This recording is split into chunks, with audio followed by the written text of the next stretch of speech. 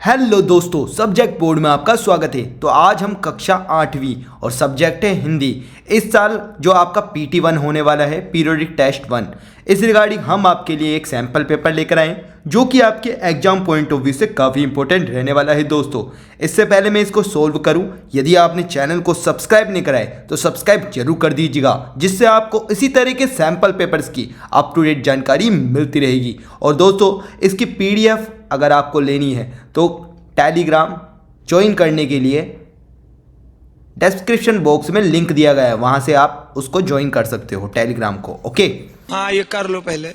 और आपका कोई भी डाउट है कमेंट में आप टाइप कर देना। मैथ साइंस जो भी आपका सब्जेक्ट में कोई भी डाउट है हमें आप कमेंट कर सकते हो। अब देखो, सबसे पहला क्वेश्चन है इसका, अब पेपर सोल्व करते हैं। ठीक है, गद्यांश दे रखा है, इस गद्यांश को आप पढ़ लीजिएगा। ठीक है, यहाँ से यहाँ तक वीडियो को पॉज करके अच्छे से रीड आउट कर लीजिएगा। ठीक है, अब देखो इसके क्वेश्चन मैं आपको डायरेक्ट बता देता हूँ। ठीक है, देखो देखो सबसे पहला क्वेश्चन है आपकी स्क्रीन पर, पत्र व्यवहार का असली विकास कब हुआ। तो असली विकास कब हुआ था, यहाँ पर आपको इसी में मिल जाएगा, आज़ादी के बाद। देखो यहाँ से ही लिख देंगे आज़ादी के बाद। ठीक है, ये क्या का आंसर हो जाएगा ये। ठीक है, सेकंड है, डाक विभाग का सबसे ज़्यादा गुडविल क्यों है। क्योंकि ये लोगों को जोड़ने का काम करता है, क्योंकि यह है लोगों को जोड़ने का काम, यहाँ पे आ की मात्रा कर देना, काम करता है। ठीक है, ये तुम्हारा ख का आंसर हो जाएगा।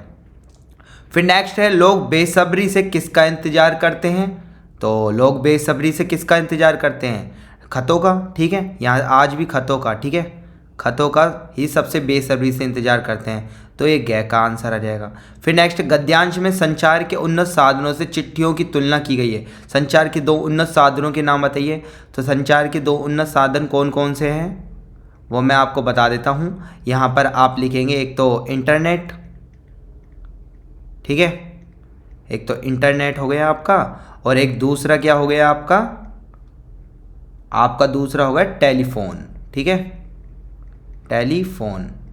ठीक है, नेक्स्ट, पाठ व लेखक का नाम बताइए। तो ये किस पाठ से लिया गया है आपका, चिट्ठियों की अनूठी दुनिया। तो लिख देंगे हम चिट्ठियों की, एक मिनट, ये चिट्ठियों की, एक मिनट, चिट्ठियों की अनूठी दुनिया, अनूठी दुनिया। और इसके लेखक का नाम क्या है, अरविंद कुमार सिंह। तो लिख देंगे अरविंद कुमार सिंह। ठीक है, इस तरह से हमारे ये पूरा का पूरा गद्यांश फिनिश होता है। दोस्तों, अब हम नेक्स्ट क्वेश्चन करते हैं। तो नेक्स्ट जो हमारा अगला प्रश्न है वो हम देख लेते हैं। देखो, नेक्स्ट है हमारा एक पोयम है, पद्यांश जिसको हम बोलते हैं। हम दीवानों की क्या हस्ती है, आज यहाँ कल वहाँ चले, मस्ती का आलम साथ चला, हम धूल उड़ाते जहाँ चले, आए बनकर उल्लास अभी, आंसू बनकर बह चले अभी, सब कहते ही रह गया रे, तुम कैसे आए कहाँ चले, किस ओर चले यह मत पूछो, चलना है बस इसलिए चले, दो बात कहीं दो बात सुनी, कुछ हंसे और कुछ रोए, छक्कर खुद सुख दुख के घूंटों को हम एक भाव से पिए चले। ठीक है, तो ये कविता दे रखी है आपको। अब इसके आंसर हम आपको बता देते हैं। तो कवि और कविता का नाम देखो, ये कवि का नाम इसमें क्या है, भगवती चरण वर्मा। ठीक है, लिख देंगे भगवती चरण वर्मा। ठीक है, और ये किस कविता का नाम है, ये नाम है आपका दीवानों की हस्ती। क्या है, दीवानों की हस्ती। अगर आप चैप्टर का नाम भूल जाओ तो देखो, चैप्टर का नाम इसी पोयम से आपको मिल जाएगा। देखो इसी पोयम में देखो यहाँ पे दे रखा है दीवानों की हस्ती। ठीक है, यहाँ से भी आप हिंट ले सकते हो। ठीक है, अब नेक्स्ट है, एक मिनट ये मैं मिटा देता हूँ। ठीक है, अब देखो नेक्स्ट क्वेश्चन है, ये तो हो गया हमारा पहला वाला। ठीक है, ये तो हो गया दीवानों की हस्ती और भगवती चरण वर्मा। सेकंड है, दीवानों के साथ क्या चलता है। दीवानों के साथ देखो, ऊपर मैं आपको दिखा देता हूँ, थोड़ा एक मिनट सेट कर देता हूँ मैं इसको। ठीक है, दीवानों के साथ क्या चलता है, दीवानों के साथ मस्ती का आलम चलता है, यहाँ से आ जाएगा इसका आंसर। ठीक है, मस्ती का आलम। ओके, अब देखते हैं इसके बाद वाला क्वेश्चन, दो बात कहीं दो बात सुनी का क्या अर्थ है। दो बात सुनी, दो बात कही, दो बात सुनी का क्या अर्थ है? तो इसका आंसर क्या होगा? चलते चलते कुछ बातें उन्होंने सीखी और कुछ ज्ञान दुनिया के साथ बांटते चले। तो इसी में से आप लिख देना, ठीक है। देखो यहाँ पर आपको मैं दिखा देता हूँ, ठीक है। तो लिख ही देते हैं हम, ठीक है, एक मिनट रुको, ठीक है। तो ये जो थर्ड है ना, दो बात कही दो बात सुनी, इसमें आप लिख देंगे चलते चलते कुछ बातें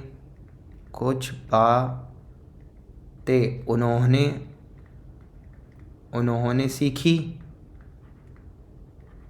ठीक है, उन्होंने सीखी तथा कुछ ज्ञान,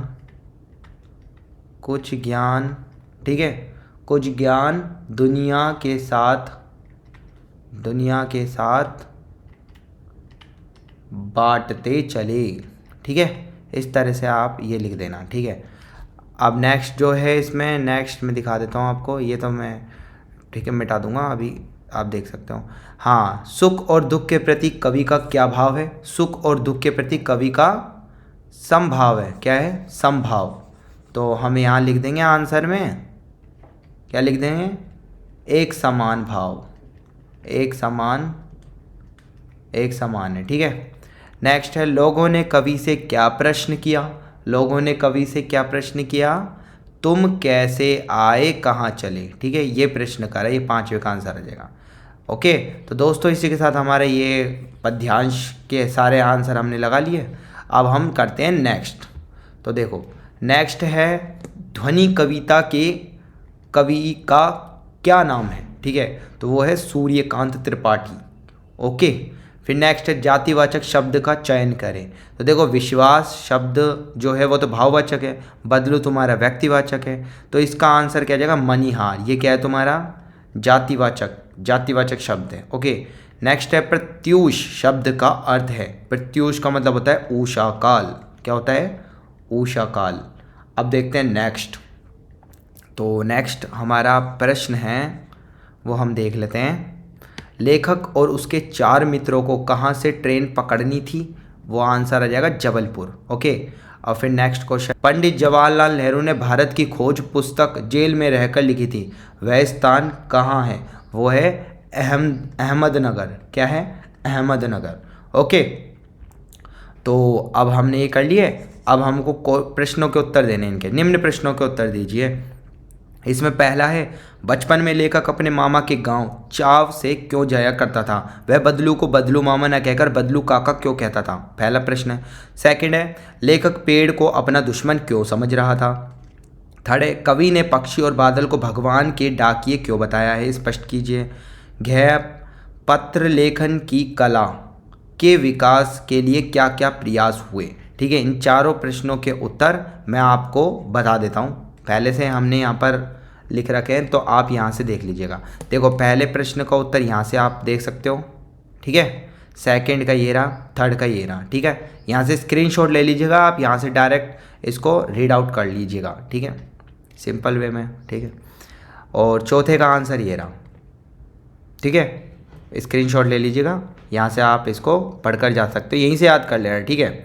अब देखो नेक्स्ट है, नेक्स्ट प्रश्न देखते हैं, भारत की खोज के आधार पर निम्न प्रश्नों के उत्तर दीजिए।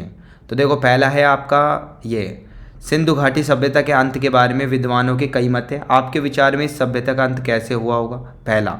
दूसरा, आखिर यह भारत है क्या? अतीत में यह किस विशेषता का प्रतिनिधित्व करता था? उसने अपनी शक्ति को कैसे खो दिया? फिर नेक्स्ट है आपका, आपके मन में मातृभूमि की कैसी तस्वीर है? ठीक है, इन तीनों प्रश्नों के उत्तर देखो आप अपने एग्जाम में कैसे लिख कर आएंगे दोस्तों, तो मैं आपको दिखा देता हूँ। देखिए इन तीनों प्रश्नों के उत्तर आपको यहाँ से लिख लेना है। सबसे पहले का ये वाला है, ठीक है, ये वाला, सेकंड का ये रहा, ठीक है, इस तरह से स्क्रीनशॉट ले लीजिएगा इसका, है ना। और थर्ड प्रश्न का उत्तर ये रहा, कै पॉइंट लिखेंगे इसमें और फिर ख पॉइंट लिखेंगे, ये दोनों प्रश्नों का उत्तर लिख लेंगे, ठीक है। ये थोड़ा तस्वीर सही कर लेना, यहाँ पे आधा से कर लेना, ठीक है, थोड़ा मिस्टेक हो गई इसमें, तस्वीर, ठीक है, इस तरह से। तो ये वाला आंसर ये हो गया, ठीक है। अब देखते हैं नेक्स्ट, ठीक है, तो नेक्स्ट चलते हैं हम। निम्न शब्दों के दोनों अर्थ स्पष्ट करने वाले वाक्य बनाइए। पहला जल है, तो जल के आप जैसे कोई होता है ना अस्पताल में या फिर कपड़ा जल रहा है, एक तो कपड़ा जल रहा है, तो इसमें जलने का अर्थ क्या हो गया, समझ गए आप, ठीक है। और ये क्या का है, ठीक है, पहला, और ये दूसरा बना देंगे, कपड़ा जल रहा है, ठीक है, और दूसरा है इसमें बता दें जल ही जीवन है। अब इसमें जल का दूसरा अर्थ है जल वो पीने वाला, जल ही जीवन है। ओके, अब देखो हार का भी बना देता हूँ मैं, देखो तो खैमे पहला इसका बनेगा, देखो दोनों का अर्थ अलग अलग है, जल इसमें जल अलग है, इसमें जल अलग है। इसमें खे का फर्स्ट हम बना देंगे कि आपको मैंने फूलों की हार पहनाई, तो ऐसे कहते हैं मोदी जी को फूलों का हार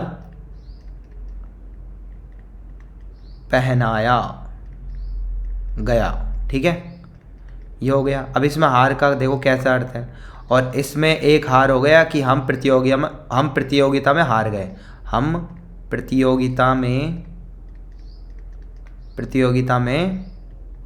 हार गए, तो इसमें हार का क्या अर्थ है, ठीक है, दोनों का अलग अलग अर्थ है, ठीक है।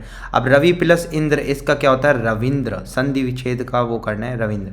संग्रह प्लस आल्य, संग्रहालय, ठीक है, संग्रहालय क्या हो जाएगा संग्रहालय, ठीक है। फिर उसके बाद में महा प्लस आत्मा, महात्मा, ठीक है। और फिर जल प्लस आशय, जलाशय, ठीक है।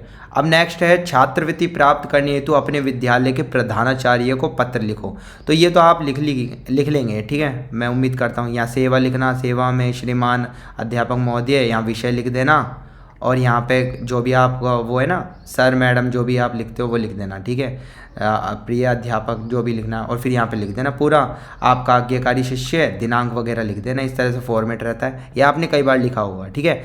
अगर ये नहीं आता तो कमेंट कर देना, आप कर ही लोगे, मेरे को उम्मीद है। तो इस तरह से दोस्तों हमारे ये पूरा का पूरा पेपर फिनिश होता है। मैं उम्मीद करता हूँ कि सैम्पल पेपर ने आपके एग्जाम प्रिपरेशन को काफ़ी बूस्ट किया होगा। इसी तरह के सैम्पल पेपर्स की अप टू डेट जानकारी पाने के लिए आज ही चैनल को सब्सक्राइब कीजिएगा दोस्तों, और बेल आइकन के बटन को दबाना ना भूलिएगा, जिससे आपको इसी तरह के सैम्पल पेपर्स की अप टू डेट जानकारी मिलती रहेगी। तो दोस्तों हम फिर से मिलेंगे, बाय बाय।